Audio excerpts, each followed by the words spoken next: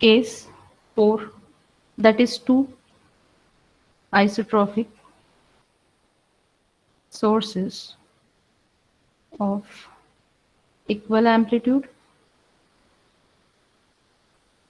and any phase difference.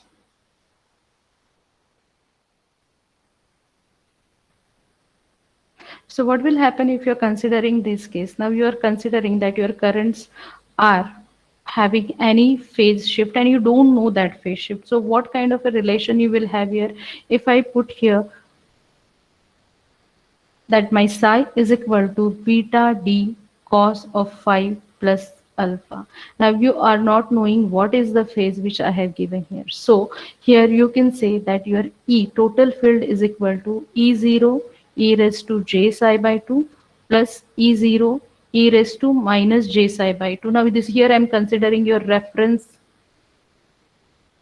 is nothing but the center of that particular coordinate system. So you will get 2E0 cos of psi by 2. This we have already seen, that's why I'm not explaining all these things. Okay, so if I put all that values here in the my equation, so my E is equal to 2E0 cos of beta d cos of phi plus alpha divided by 2. As I am unaware of this alpha, I am not able to comment on this.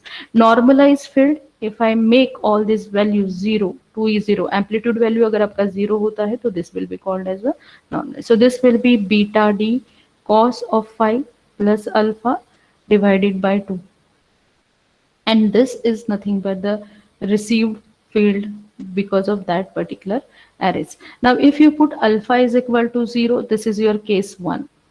If you put alpha is equal to, you can say 90 degree, that will be your case 2. No, if you put alpha 180 opposite faces, that will be your case 2. If you put alpha is equal to 90 degree, you can get your case 3. So put different values of alpha, whatever you will get is nothing but the your radiation pattern. So you put various values of alpha and you put various values of phi, will get whatever radiation pattern you will get is nothing but for that angle and for that particular coordinate system. So this is all about the case number 4.